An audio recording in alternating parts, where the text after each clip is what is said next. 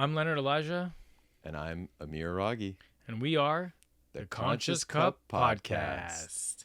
Just as many of you drink your coffee to get through the day, the Conscious Cup Podcast is about filling your soul with the guiding light of energy to navigate you through your week.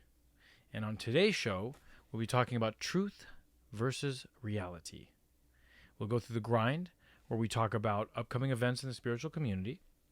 Then to filling your cup, where we get to the main subject of the week, truth versus reality. Then to what's brewing, which is a peek into current state of global consciousness with topics like the news. And finally, to spill the beans, where we spill the beans on our weekly spiritual task that involves both you and us and our personal reflection on them. So with that, we ask you, what are you filling your spiritual cup with?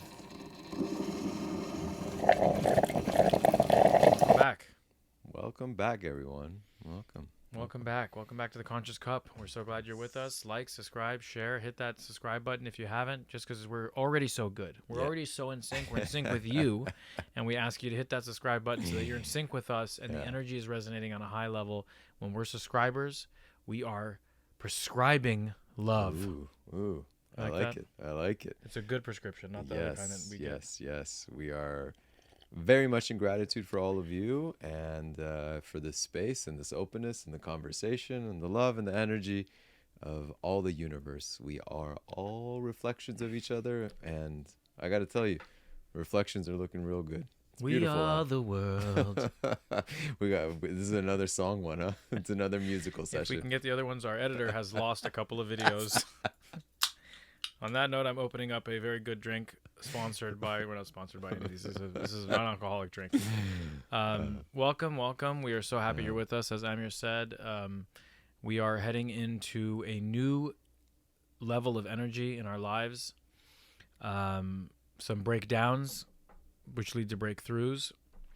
Yes, paradigms are moving quickly, and the world is in a beautiful, beautiful space. We're going to be talking a lot about that today too, on the main topic and stuff. But how you been?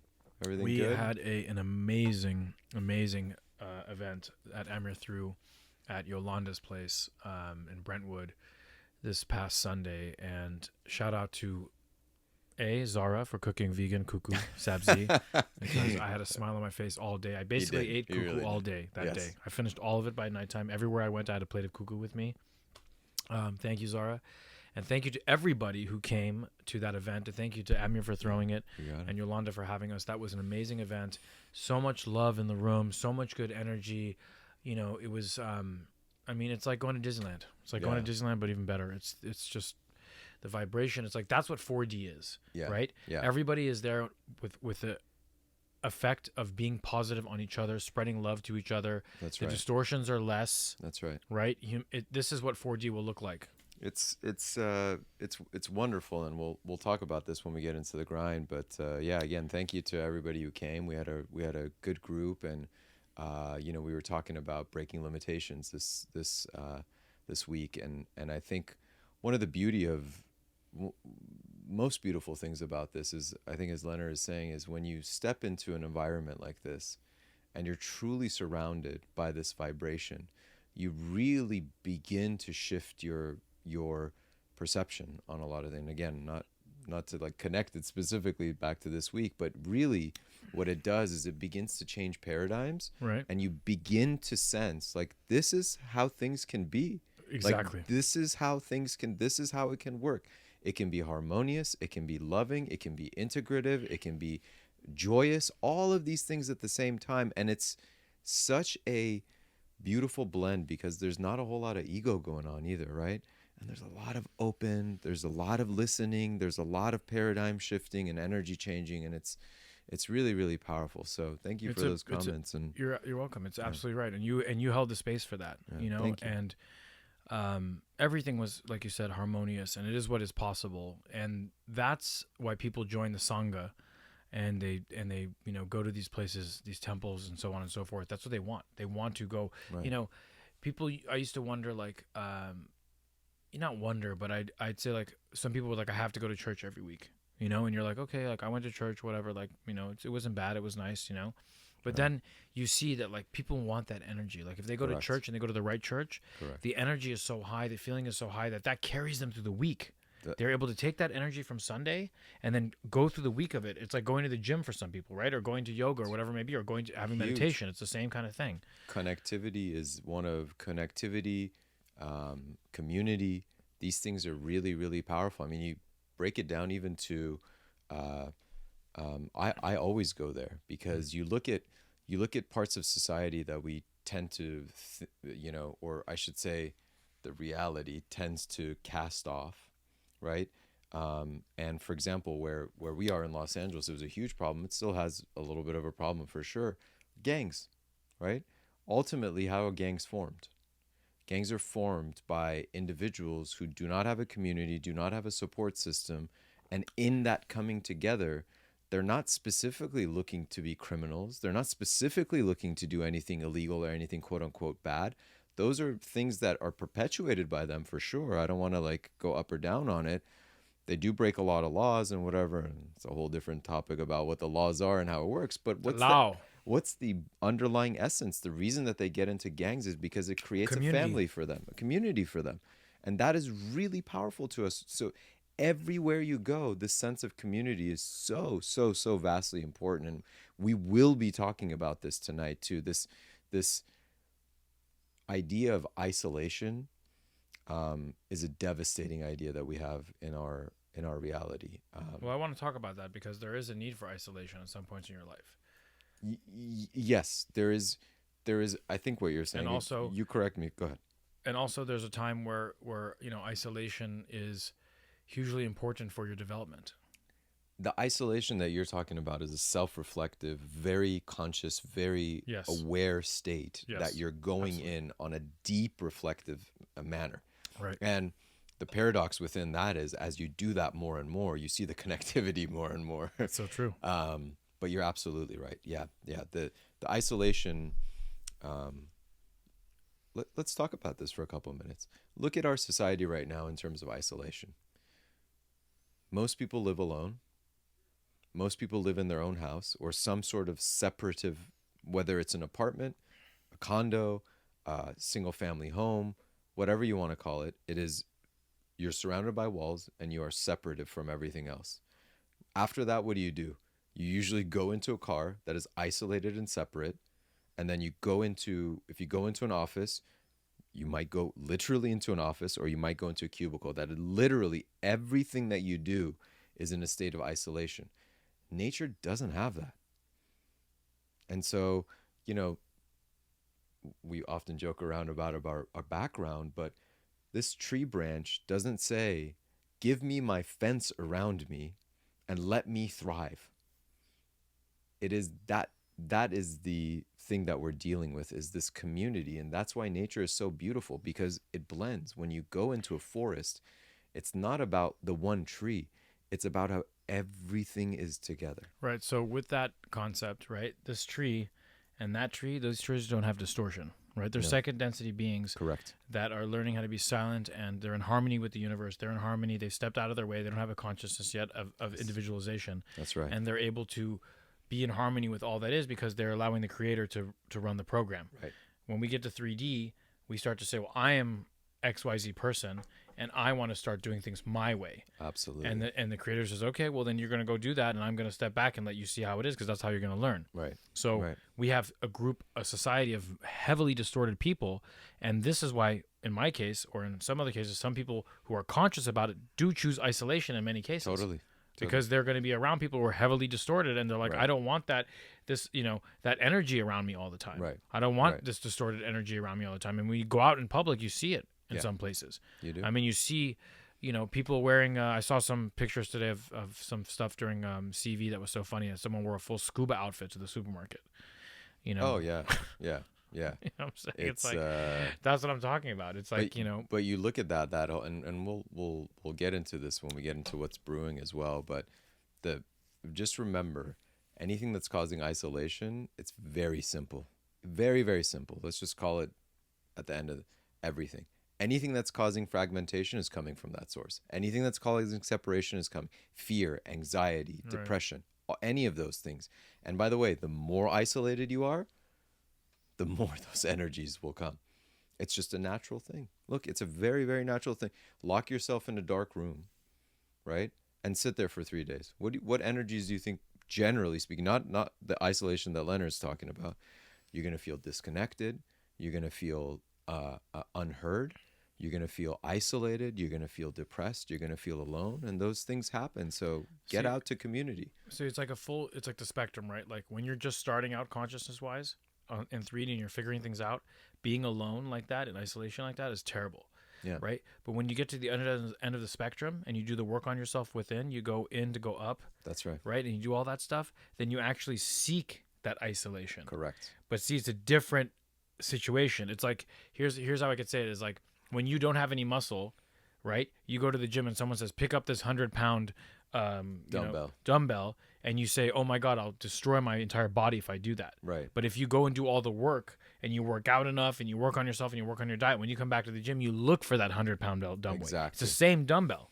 And at the end of the process, you're back at the gym with the community, because that is the paradox of it is that it brings you right back into it. But it's a process. It's a process that goes through Right. it. It's really, and all really that changes powerful. is us. Exactly. Which, again, I mean, so connected to what Mashallah. what we're gonna be discussing. So, tonight. since that was just a preview of what's to come, we're going to get into the grind, spiritual events. We have some things cooking. Yes. Do you want to mention?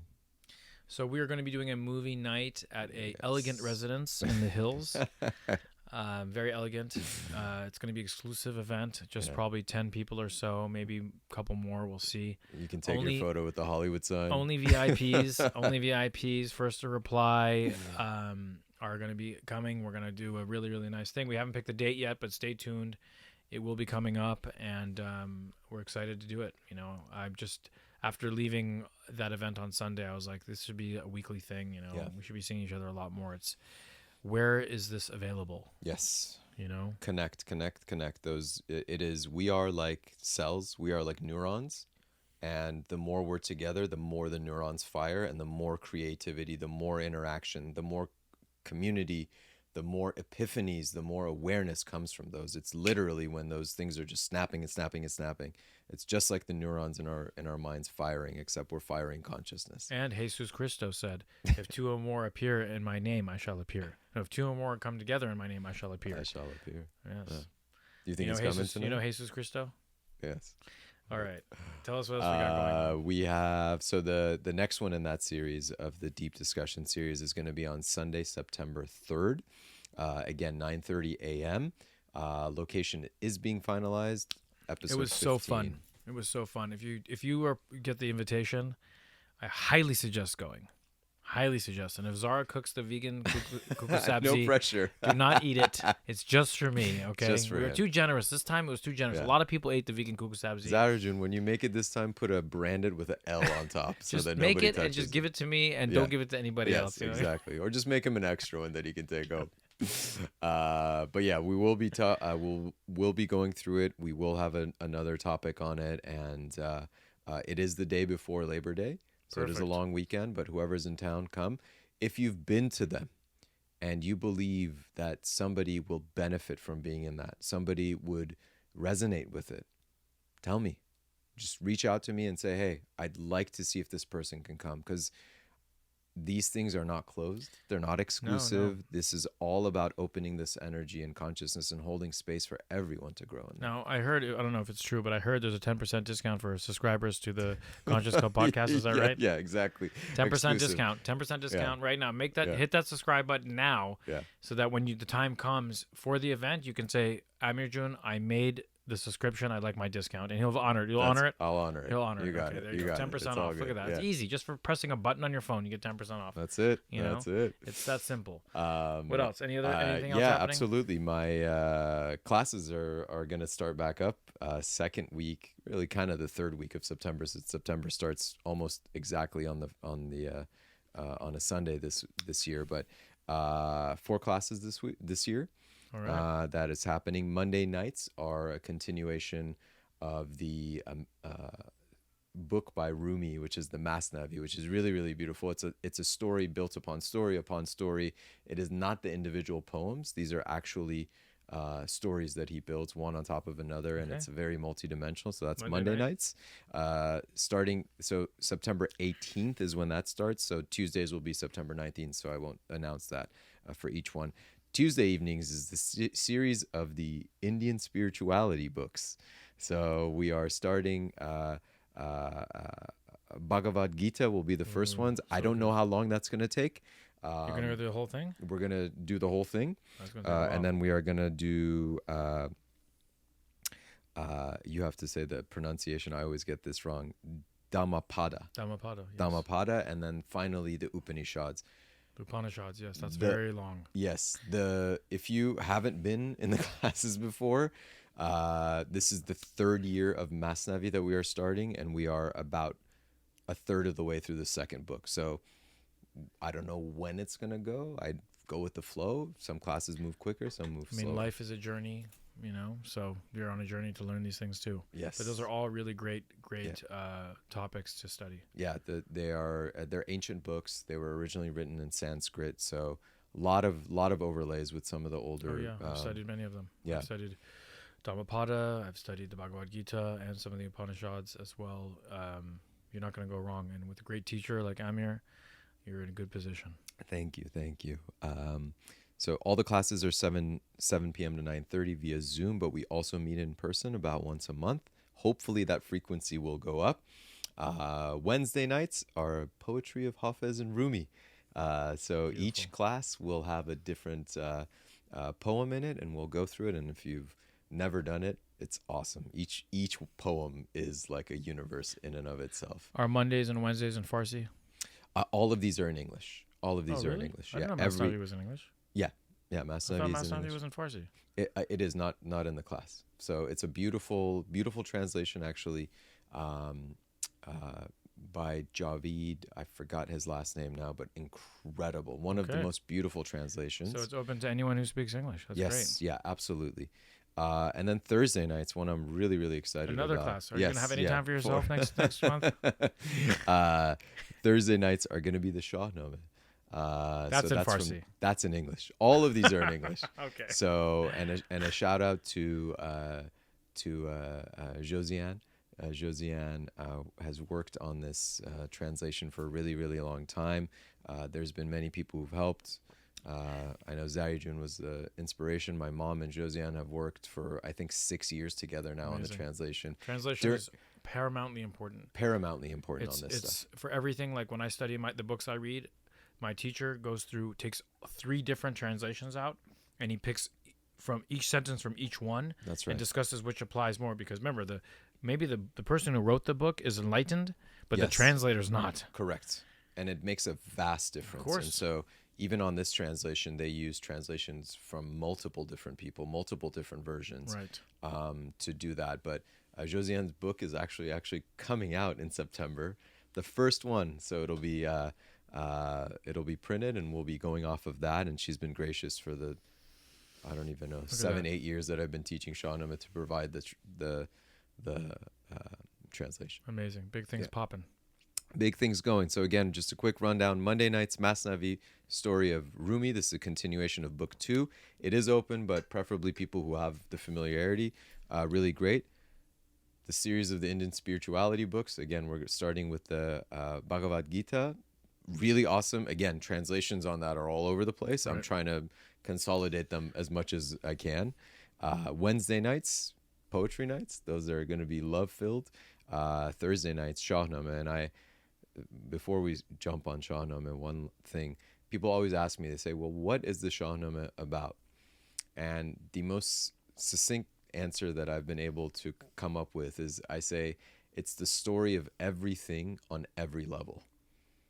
Up and down. Sounds all encompassing. Yes, it is. It's really, really awesome. Yeah, So- I took a course from Ram Dass on the Bhagavad Gita, which was really nice. They had his recordings from Naropa in the 70s. Oh, It was the awesome. first class he did in the 70s at Naropa. Naropa, for those who don't know, it's in Colorado. It's a school built on Buddhist and esoteric material.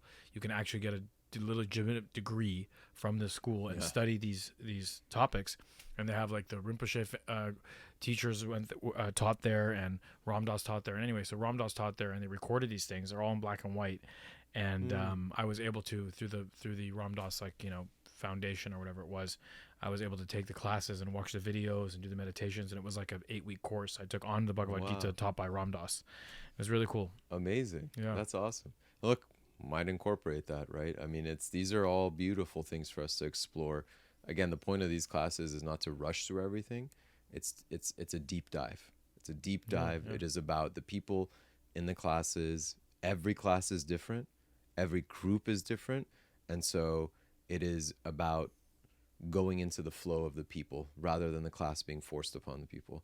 That is my philosophy. Well, that's a good teacher. Is to mold it around that. So hopefully you can join. I don't know. Mondays, are you open? Mondays. I mean, it's tough. Maybe I'll try. I'm gonna see if I can come. All right. I mean, at least we have something. It on. We have it on video. At least a couple, one or two. I mean, at least try to come.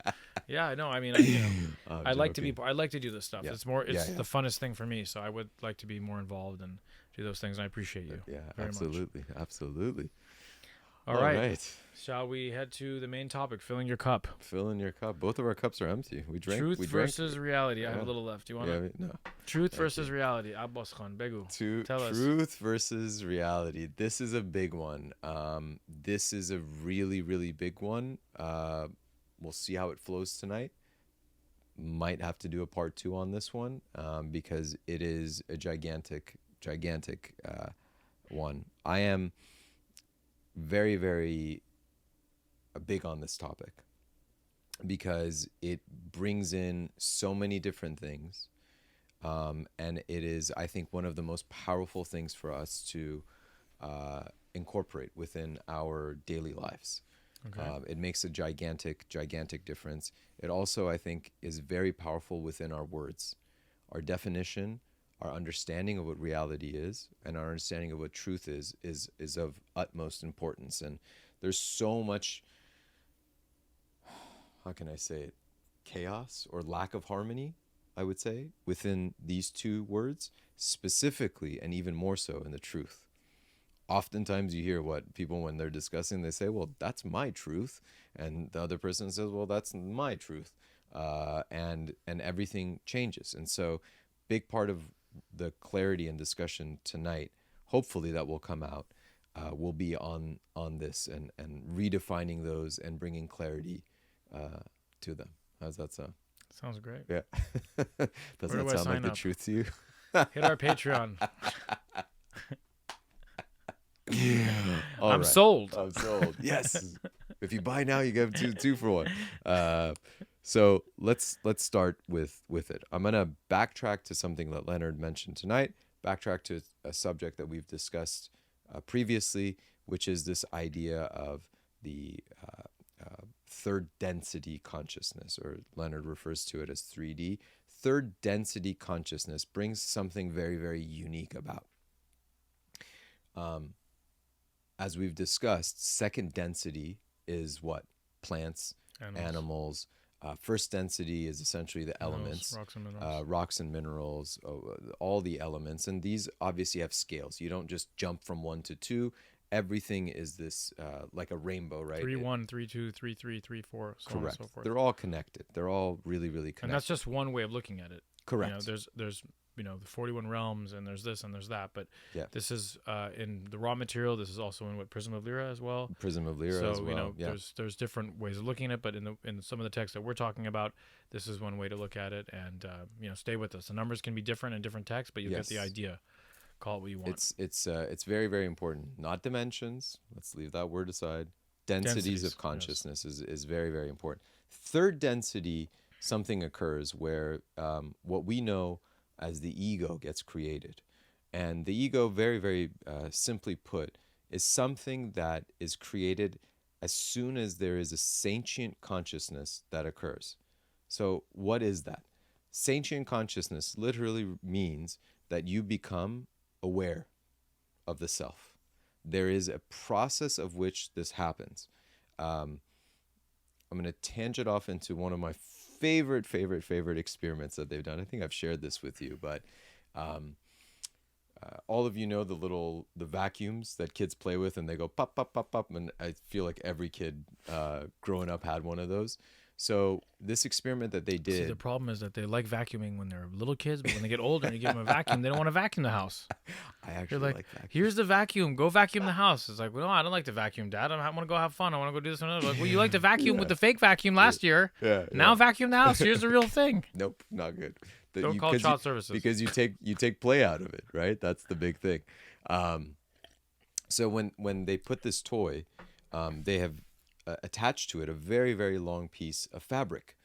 And it is so long that in order for the kids to go and push this fake or this vacuum toy, they are standing on the fabric.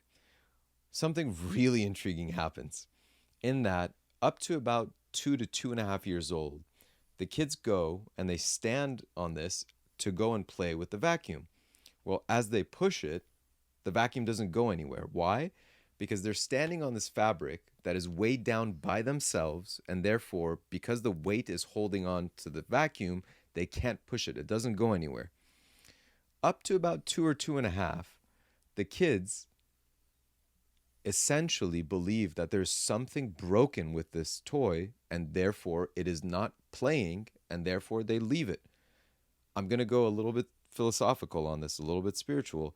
They believe that it is just what it is, that this toy is just not playable with. It is quote unquote out of order, just doesn't work. When they hit about 2.5 years old, they start to see in this study that the kids, excuse me, realize that they are standing on this piece of fabric which is attached to the handles, and as they are standing there, they realize that, oh, if I move and I get off of this fabric, I can move the fabric and then I can play with the vacuum. Why did I describe all of this? We see the movement from very, very low, you could even say high second density, into third density within humanity. At the age of about 2.5, what this study is telling us is that at 2.5, the human being now identifies itself as separate from other things. It now has a self-awareness to which it goes, oh, I exist, and my existence is adding weight to this fabric, and therefore I exist. That is third density consciousness, as a little complex, but in a very, very simple study that is done. So what does that mean? Third density consciousness means there is a self and there is another. What does this have to do with reality? Think about your reality. Leonard, where does your reality exist?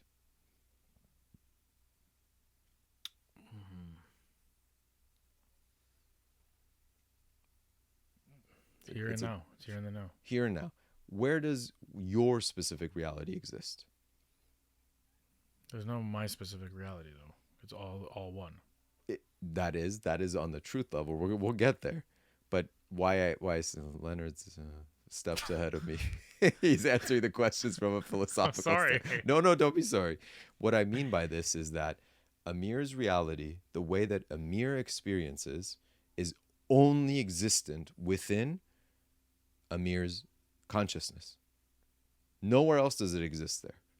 There will be moments that, like states of community, states of epiphany, states of even when we are together and quote unquote experiencing the same thing, that these realities may overlay on top of each other. But even then, Leonard might experience a cumulative reality in that shared reality where he might be more joyous and I might be more giggly. Sure. Right? And so the point of this is that reality only exists in sentient consciousness that sees itself as separate. And I have to caveat it that way. It does not mean that it exists unequivocally in sentient consciousness, because, as we were discussing earlier, at some point you break through the barrier of reality and you get to the truth. Mm-hmm. Right. So the individuals who are have a separate sense of self see their reality as their reality, and and your reality, the opposite person, subject object, the object person that's their reality. And sometimes we cross over, but even when we cross over, what we take away is through our own filter. Correct. So I see things with a rose color, you see things with a blue color, and even though the truth, which we're not going to get to, is another story. Yes. The reality is that I see things through rose, you see through blue, and this is my life, my reality, and that's your reality. Beautifully said. Beautifully said. And this is something that is vastly important. You, I don't want to open a can of worms. You have no choice but to exist in your reality until you're able to break the barrier. So you literally have no choice but to exist in that reality the way that it is. An example I love to use on this is really, really powerful that I think is really simple. You go to a concert. Let's say there's 20,000 people at that concert, right? I won't say at 100% rate, but just play the game with me for now. One person in that concert, one of the 20,000 people at that concert, experiences the concert and it sticks with them for the rest of their life, and they say, this was the best concert I have ever been to. And it will remain for them as the best concert they've ever been to. Conversely, on the other end of the spectrum, somebody will go to that concert out of the 20,000 and say, this is the worst concert that I've ever been to in my lifetime. Between those two, there's 19,998 people that will fall somewhere between that spectrum. The concert is the concert. Concert's the same for every single person, not for every single person, but it is the same. However, the filter that each person puts through is different. And that filter is made up of all their past, right?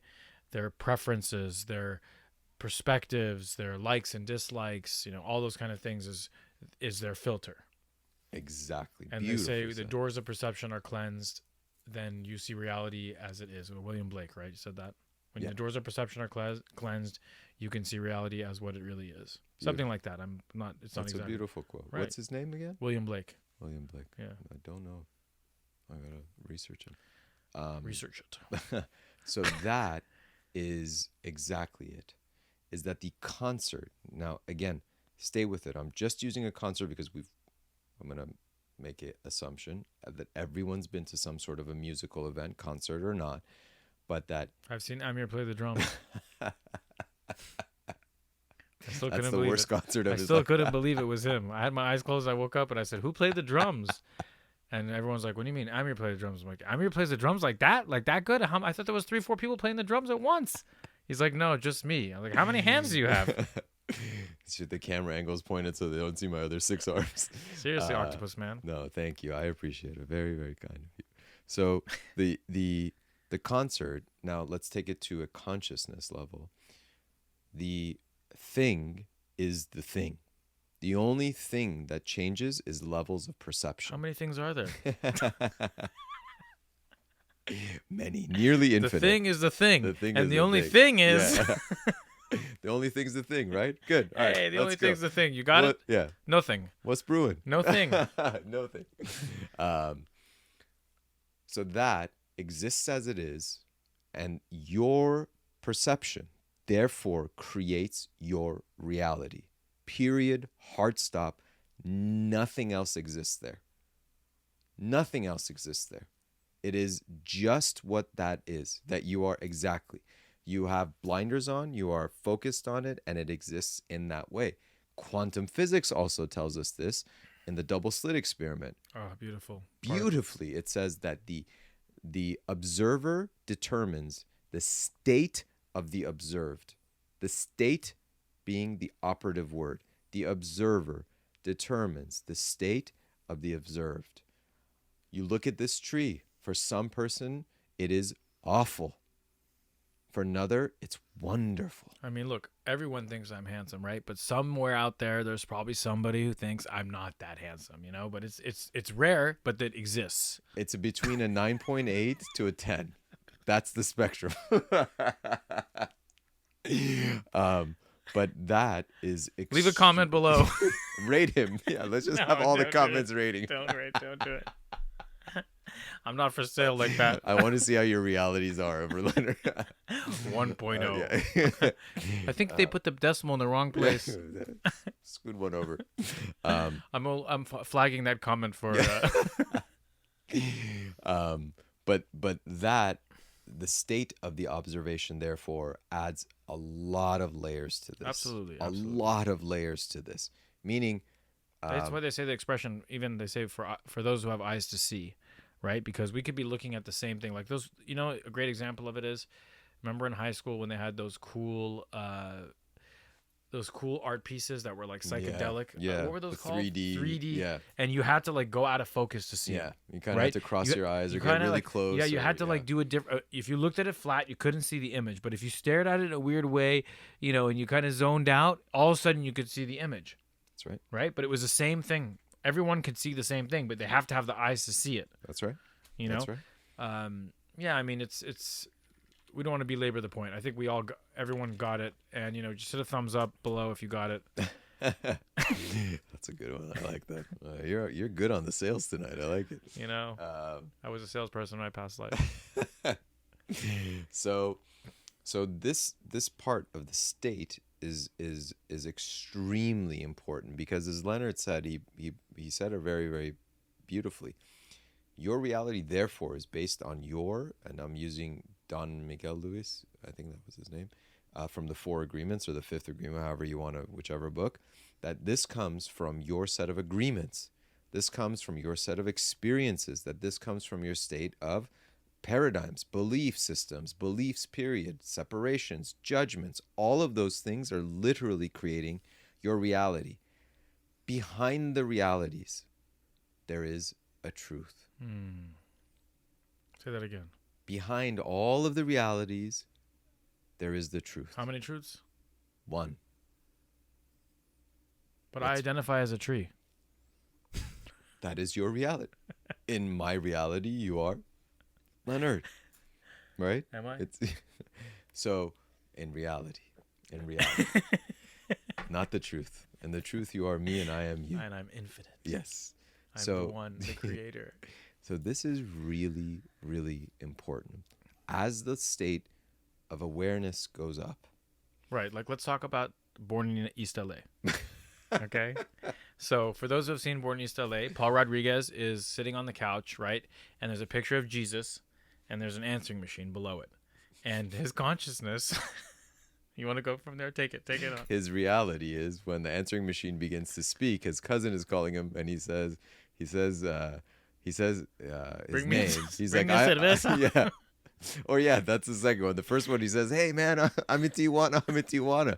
And for him, he has never heard an answering machine before. Technology is new for him, so he believes Jesus is speaking to him. Because the answering machine is right below Jesus. So he thinks Jesus is telling him that he's in Tijuana to come find him. That's his reality. On the other end, but as his consciousness grows, he realizes that that's an answering machine. Correct. And that's just a picture. Right. Exactly. It's a silly example, but it works tremendously well. It works tremendously well. So the delta is that as your awareness increases, two things occur. One, you are able to retain reality, I should say 3 things, more fluidly. So the reality begins to become more fluid. I'm not going to go there tonight. This is a huge topic, and it has a lot of variations to it. The fluidity of reality will begin to move you into space-time shifts. Let's pin that for a second, because that's a For whole... just $9.99, we'll send you an ebook on that. The second thing that happens is you begin to create space to be able to hold multiple realities simultaneously. That comes from space and allowance and awareness. The third thing that occurs as your awareness begins to increase, you begin to let go of reality as we know it, as an isolated, separative state, and you begin to align with the truth. Oof. That's it right there. That's the big one. That's the big one. But these move together. So And there's more. there's a lot. There's a lot. So I really want to press on these couple of things, and then I want to go back to realities and how we can move it, because again, this is probably going to be 2-3 part kind of there's so many angles to this, and it's so big, but I really want to discuss reality. All of us experienced the lockdown that occurred. Everyone. Right? However, the reality for people was extraordinarily different. Oh, yeah. Everyone experienced it differently. Completely. And why I use that is because that was something that occurred in the mass conscious whole that was essentially an equivalent thing, at least at the beginning, for every single being that was in whatever jurisdiction they were in. And I'll leave it there. However, generally speaking, across the entire globe, the consciousness was almost in lockstep with this. But there was 7 billion different realities that occurred through that. I'll use myself. I used it as a time to work out, to be in nature, to self-reflect, to explore, to do all of these various things. News, input, take was whatever. It was, for me, it became a really exciting time of how do I do the classes now that this has occurred. Wonderful little thing came up called Zoom. Great. It was able to go there. Every reality of every single person that existed there was different. Good question for you. Why does Zoom have offices? This guy's on fire tonight. Should just Zoom together. Exactly. But that is a beautiful example where it is no longer a concert. It is an event that the entire mass conscious whole of humanity on Earth experienced together. Well, we can just take it up a notch and just say that's it. What is happening now? Every day, every minute, it's the same thing. We're all here participating in this so-called reality, right? Right. But everybody takes their own perspective on it. 100%. You know? Oh, it's hot. You know, who? It's hot. It's cold. Same temperature. Yeah. You know, this food is great. This food is bad. Say right? hi to Joseph. Right? Yeah, sure. He's fanning himself right now, listening to our podcast. But it is why I specifically bring that up, the lockdowns, is because everyone experienced it. Not everyone can experience a concert. Not everyone experienced this or that or whatever it is. Sure. But that was experienced, and there is absolutely, unequivocally no denying that this was experienced very, very differently. How can we apply this? Again, I'm going to stay away from the truth a little bit tonight and focus on reality. So we've covered reality. We've covered reality. We've covered how people have their own reality, right? And we've covered even a tad bit of how reality and truth are separate from each other, or at least different from each other. Correct. In truth, it just exists. Truth holds the space, and it is absolute, period. There is nothing else that is there. Truth is equivalent to full enlightenment, full light. Whatever word you like to use, use it. I think the problem with what's happening today in society is that everybody is, not everybody, let me take that back. The problem that's happening in society is, and this is one perspective, is that there are people who believe that their reality should be the truth. Correct. And not only that, but they take their reality and they want to put that on everybody and say, that's the truth. You need to make it the truth. Exactly. And why there's struggle, why there's disharmony, right? Why there's resistance is that some people are like, that's your reality, not truth. They don't say that, right? But they feel it inherently inside them that like, that's not my truth. That's not the truth. That's just your reality. And you're welcome to live your reality, but you're not welcome to push your reality on me and my children. Correct. And so on and so forth. Correct. I give you space to live how you want to live, but you can't push it on me. Correct. And if you agree with me, make a comment on that.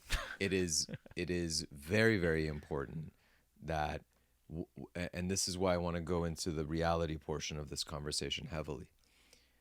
When you begin to absorb this, that reality only exists based on the set of conditions that you are putting forth. Nothing else. Literally nothing else. I do not care whatever else occurs, it is your response, it is your perception of it that is creating your reality. Nothing else. There's literally nothing else that occurs. You are the person who is now observing the state of this thing the way that you are. And guess what? What? Your state is based on your vibration. Your vibration, therefore, will ripple into every action and reaction and perception and reality that you are. So what do we do with this? A couple of suggestions and thoughts, and we'll get into this with the practice this week. Your reality will begin to shift significantly once your paradigms and beliefs begin to shift. Reflect on these things. Realize that when you are on the 101 or the 405 or the 10 or whatever freeway that you are on, and it is rush hour, look to your left and someone is singing. Look to your right and someone's having a terrible day. You are all experiencing the 405 at the same time. In that moment, realize that it is solely and only your perception that is creating your reality. When we do this, we begin to let go of assumptions, of beliefs, of separation, of hatred, of fear, of all of these things. We move into something that we can call a neutral state of observation. This is really powerful. And I'll talk about a quick little thought on this. Neutrality of observation also comes forth with a lack of repetition. When you drive home, take a different route. Right. That's why traveling is so fun. Yes. You know. Instead of, this sounds extremely silly because your brain's going to tell you no, because it likes the known. Instead of making a right, make 4 lefts and see how your observation begins to shift, because now you are exploring new territory. You are exploring, as Leonard said, traveling is wonderful. Why are you so observant when you travel? It's new. Create that space of newness and let go of what you know. When you go out on your street today, tonight, tomorrow, whatever, go look at the first tree that you see and absolutely, unequivocally forget everything that you know about that tree and observe that tree in a state of complete neutralness as it is. Have you seen the animated movie Soul on Disney? Oh, it sounds familiar. Maybe if you describe it, I'll remember. So there's a part in the movie where the soul chooses to incarnate into Earth. Disney, by the way. But the soul chooses to incarnate on Earth, and it's having a really tough time here, you know, as some of us do when we come here. You know, it's different than anything we're used to. It's stressful, this, that. And they incarnate in New York. The soul incarnates in New York. And there's the cat, which is, you know, I don't want to go into the whole story, but there's a cat that's guiding this soul, but it's a person in the cat's body. It was a switch up. So anyway, the person sits down, and while he's sitting down, that soul that's first time on Earth, a leaf falls from a tree and lands in her hand. And she's just mesmerized by this leaf. It's the first time a leaf has ever fallen into her hand. And she's just watching it like, wow. And the cat, who's a New York native, is like, what are you doing? Let's go. Let's move. We got to get out of here. No one stops walking in New York. We keep going. You're going to get ran over. And it's like, no, I want to watch this leaf. And she actually takes the leaf and puts it in her pocket. Now, I go with my son today. We did this, 2.5 mile walk to dinner and then 2.5 mile walk back. And on the way back, he had grabbed a leaf on the way there. On the way back, he starts crying, kind of like nagging at me. And I'm like, what's the problem? We're having fun. And he's like, where's my leaf?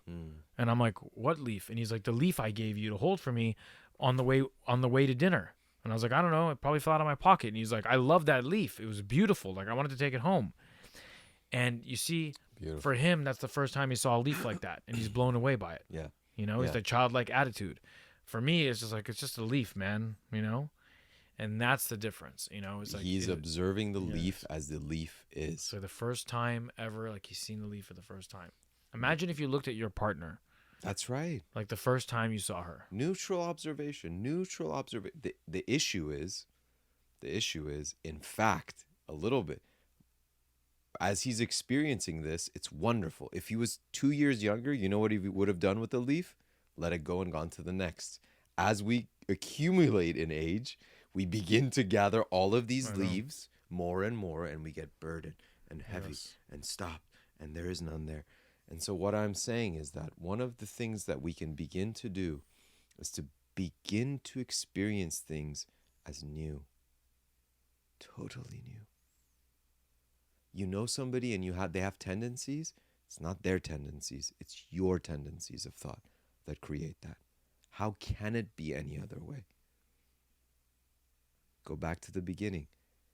Your reality only, it cannot exist anywhere else but within, quote unquote, you. Nowhere else does it exist. You have a bad job, you have a bad relationship, you have a this, you have a that, you have a this, you have a that. I have a this and I have a that.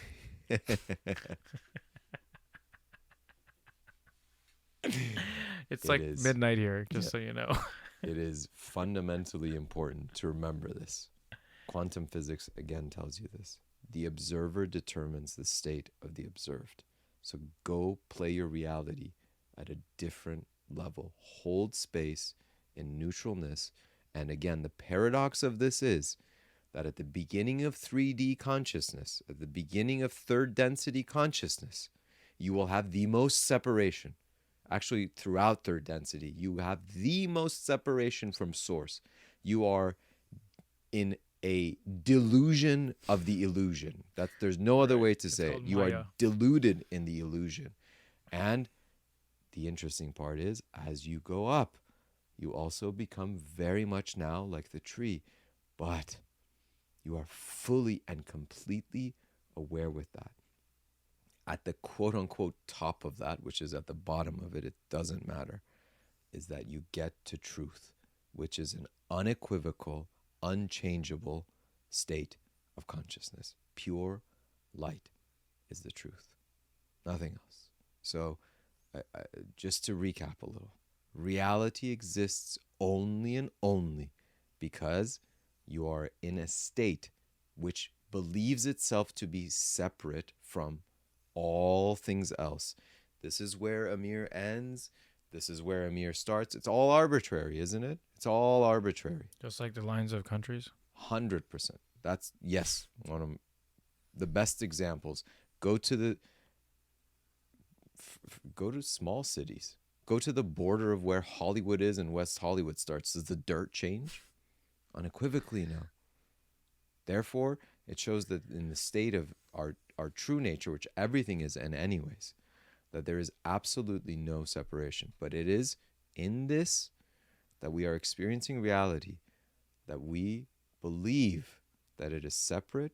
And one of the things that's occurring now that Leonard is talking about the forcing upon, move into space of openness. Don't go into echo chambers. Don't fall into traps. Be open to it. The more open you are, the more space that you hold, and reality will begin to loosen up. It will begin to lose its grip. As we think that it has, it never has had that grip. The only reason reality has had that grip is because we believe reality is the truth, and that is unequivocally false. So I think we can kind of end it there because very nice, Amir. Very nice. Thank you. Very So nice. That is truth and reality. Remember, reality is yours when you are separate. Truth is always there, and it does not change. Your reality of the truth will change. My reality of the truth, as awareness goes up, this will shift. But truth is always the truth. Beautiful. All right, let's take a minute to and tell the garçon to bring us some snacks. Garçon. With Grey Poupon only. We don't have snacks. You know. Anyway, all right. That was wonderful. Let's head to what's brewing. What's brewing? News events, huh? What's brewing? Tell us, Amir.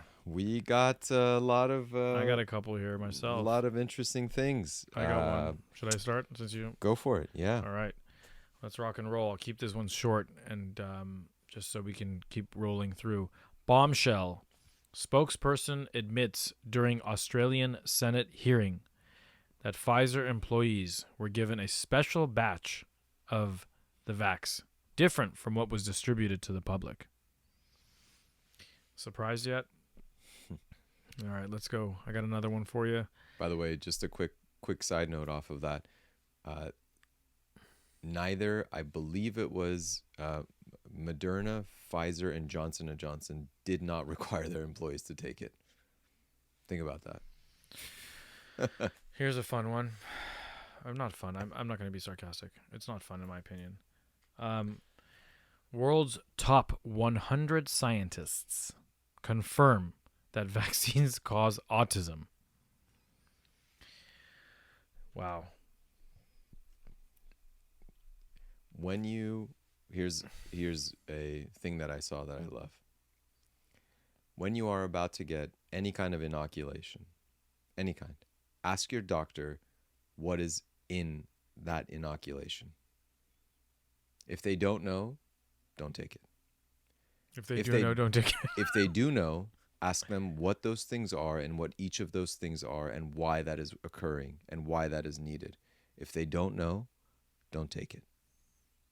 I can almost guarantee you that most will not know, and that they will not know how those things will impact you altogether within that state. Yeah, many of them are just told, like it's like a sales, like this is how you sell this. Here's the points that we want to tell you, like pharmaceutical sales, right? They come in and say, this is how it works, this is what it does, That's you right. know, so on and so forth. But we're not here to judge the doctors. We're just telling you that this is something to think about. You know, people who are having children, people who are raising children now, you know, they think this goes into a percentage that 5% of people under 40 are now diagnosed with autism in America. 5% of people under 40 are now diagnosed with autism in America. It's a sharp rise from just a few years ago. Yeah, and and there's some pediatric practices. The article goes on to say that despite the fact that there are large pediatric practices in America that have 0 kids with autism, 0, scientists are refusing to study what best practices these groups are doing to improve health and their kids. This is a big deal, right? Like if you read this article, you start to see that, wow, like, so you're telling me that you know, a top 100 scientists agree that vaccines cause autism. There's also a best practices to avoid getting autism, and they have 0 kids when they practice those things. 0 kids have autism, and these scientists, these groups are not interested in studying that. Of course not. And that, you know, that tells you what's going on. They're funded by pharmaceuticals who will have strategies and outs and drugs and ways to treat this that will never treat it. It'll just affects the symptoms and makes the people more and more sick and addicted to it, so that their profiting machine continues to go. Yeah, it says that for autoimmune disease, the risk was elevated by around 25 times. 25 times. Immune system, people. Your immune system is really important. Be active, be physical, know what you're eating. You only have one body. Make sure whatever is going into it is in alignment as much as you can. As much as you can. Look, would you go into a restaurant blindfold yourself, hold your nose and just eat whatever it is just because someone told you it's a good restaurant? Would you ever do that? No.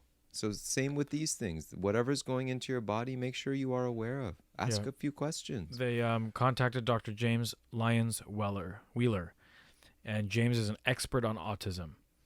He read over 2,000 autism papers and wrote a highly rated book about it called The Environmental and Genetic Causes of Autism. Okay? So this is an expert, right? He said to the journalist, he told me that he believed at the time that he wrote the book that if he could eliminate vaccines from the U.S., the rate of autism would drop by 4 times.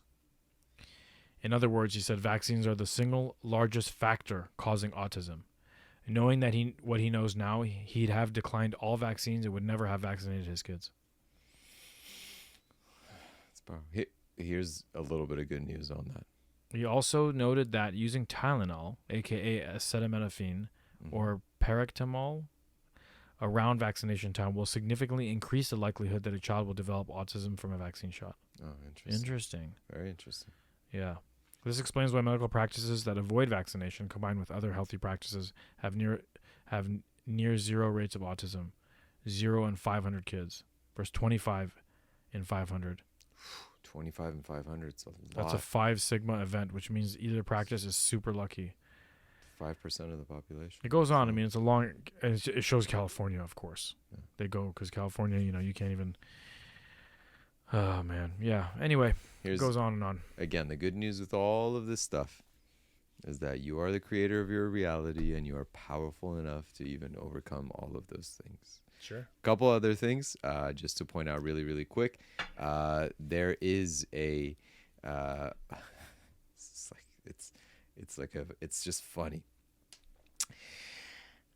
There is a biolab that they found. Oh yes, this was on my list too. I forgot to bring it.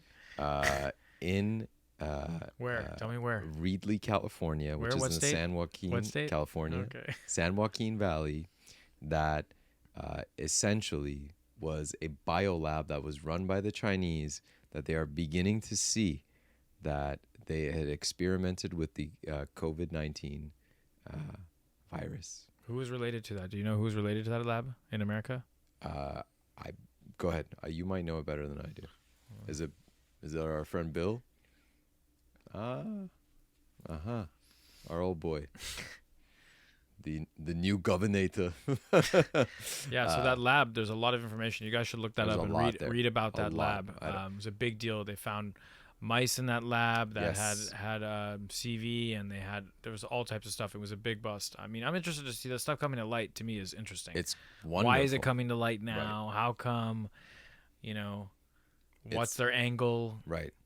But look, these things exist. Remember, the media has a foot, hand, body, face in the game. Yes. So I don't really at all believe that this information is going to come out unless there's a reason for it. I don't think they have a reason to let anything come out unless they have a reason for it. Right.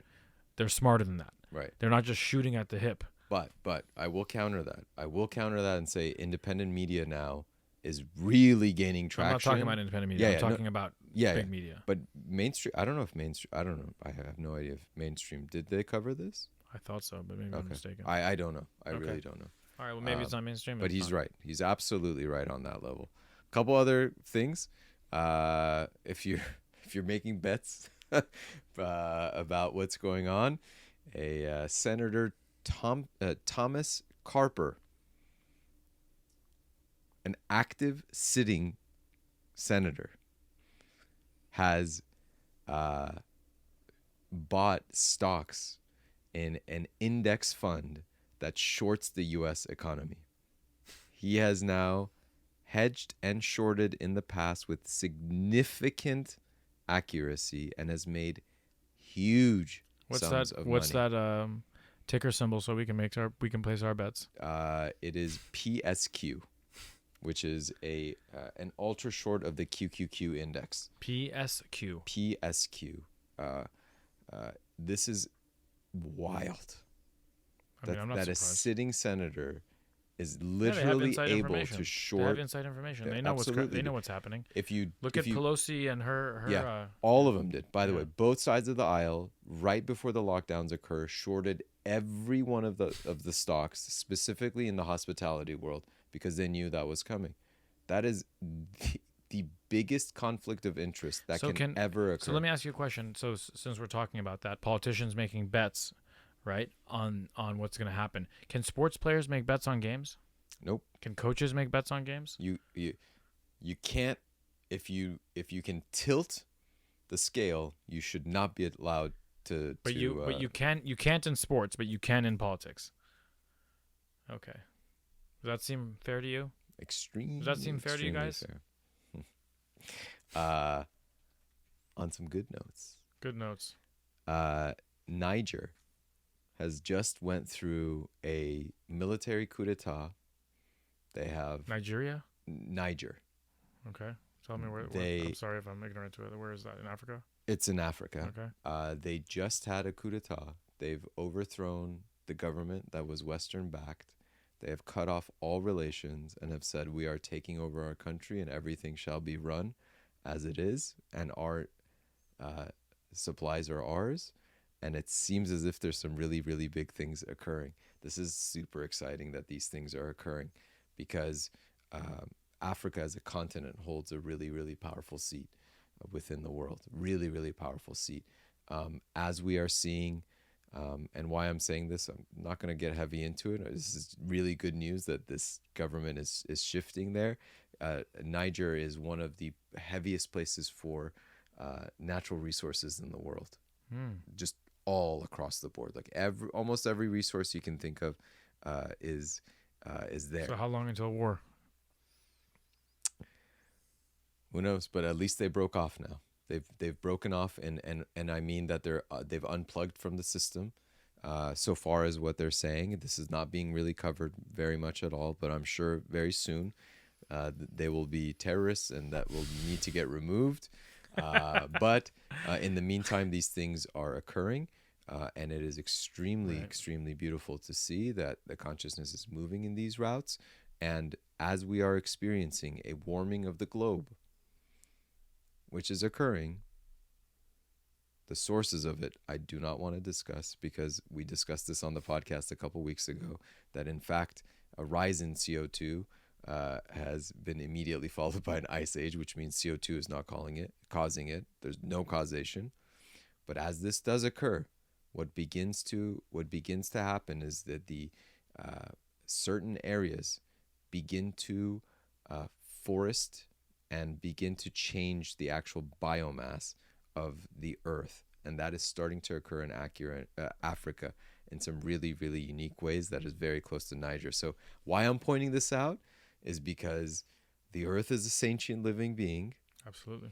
And as parts of it are going to go, the energy within that state is also beginning to shift.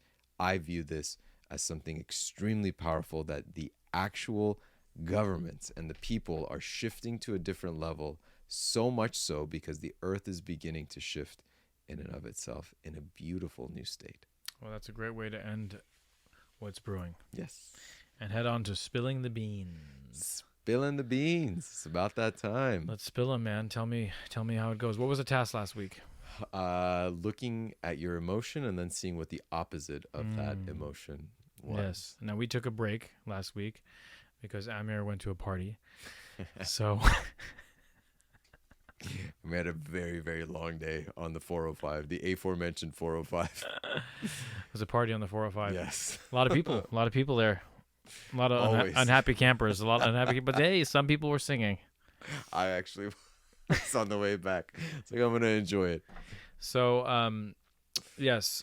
Okay, so I do remember doing this thing the first week. I didn't bring it into the second, but it was a very interesting thing, right? Because it was an opportunity. I actually did this a number of times where I felt like, not triggered, but like something happened where I got running, and I was like, you know what? I was like, I'm just choosing to feel this, and I could also choose to feel something else. I did feel it for a minute. I didn't bypass it. Like, I felt it for a second, but before I reacted to it, I said, you know what? Let me just look for the opposite thing. Like, I'm upset about this, but I could also be happy about this in a way. And it's hard to find that happiness, right? But it's like, maybe if I trust the creator and there's a reason for everything happening, I can say that I'm happy that this is happening because it's part of what's supposed to happen. So, it's a great practice. And I should have remembered it, but I will remember it, and I will practice it again this week. I love it. Yeah. How'd it go for you? It's good. I mean, I had a couple moments. Again, it's I think all of the stuff that we do, including this, it is those little moments of anger or fear or whatever that's there, to essentially move it to a different state. I actually did this week on some news on work related, where I immediately went into a pattern on it, got a little bit down on myself, and I went into the emotion. I was like, I can flip this. Nice. I can flip it. Nice. And when you do, it really opens you up to that. And I think the beautiful part of this opposite end of the spectrum, or the polarity of it, is once you go into the integrative side of that pole, it actually literally absorbs the other end, and it comes right back. So you're taking a duality and bringing it into a trinity, because you're holding a space of the integration rather than separation. And very nice. The nice thing is you see how one can lead to the other. It's not separate from the other. Right. So it's really, that's why it's on the same pole. Yeah. Okay, all right. beautiful. So this week, what are we doing this week? we are going to remind ourselves as much as we can to be in a state of a neutral observer. I am going to give you a few specific tasks. Few specific me tasks. Personally, or everybody? Everybody, including you. Okay. Including me. Pen and paper out. Pen and paper out. I mentioned 2 of them already, but I really, really want you to do it. Tell the garçon to bring some snacks. That was one. When you are driving home from somewhere that you often go to, take a different route home. Okay. And I know sometimes it's just not accessible. If it's not accessible, if you have one road leading to your house, there's no way you have. There's definitely another way. No. But I'm saying if you do, you're all talking about all week when we're driving. There's not one road you can take differently. No. Yeah. That's what I'm saying. Like, if you live at the top of a hill and you just have to take this street up, that's not what I'm talking about. When you get to the bottom of the hill, you could take a different way. Exactly. Yeah. If it's like, I live 4 blocks away from where I work and it's a straight line. Yeah, but all week, maybe solution. you go to the gym, maybe you go to dinner, maybe what I'm saying is, even in that case, where it's like you have an excuse that the mind comes up with. Drive backwards the whole way? Go around the block 3 times, make a left, go whatever it is, just go a different route. That's number 1. That is totally number 1, because and when you do that, go into an absolute neutral state of observation. View things as if everything is new. The second thing I'm going to do, I'm going to encourage you to go for a walk this week. And as you do, I want you to embrace every tree that you see, including the tree in your front yard, in front of your building, in front of wherever you... No. Embrace it as an observer. Visually. As something that is completely brand new. Look at every branch. Look at its height. Look at its width. See where the leaves are. See how it's doing. Observe it in its absolute totality, in a completely neutral way. And what I want you to see is that you, in that moment of awareness, have created an absolutely new reality that exists. All right. As we do this, we begin to step more and more in our creator state. And that's the whole entire purpose of this, is that you can see that you can quickly move your reality when you go into a state of neutral observation. Absorb things as they are. Do not attach meaning or paradigm or definition to it. Wonderful. So what? You know what a tree looks like. Go absorb this tree. So what if you know Amir is like this? Observe him as how he is now, and nothing else. Cool. All right. Got it. Great. So drive a different way and embrace visually all the trees on your walk. Everything. Observe them as you've never seen them before. And on that note, we want to thank you for listening. We appreciate your time. We appreciate you lending us an ear. Yes. We ask that you like and subscribe and comment. Again, for the millionth time today, we ask that you do that, and we appreciate you. And thank you for doing that. And thank you for listening and being part of our lives. We're grateful for you so much. Yes. Love you all. May all be well. May all be happy. May all have inner peace, inner joy, inner happiness, inner love. So it is. Thank you. Bye, everyone. Good night.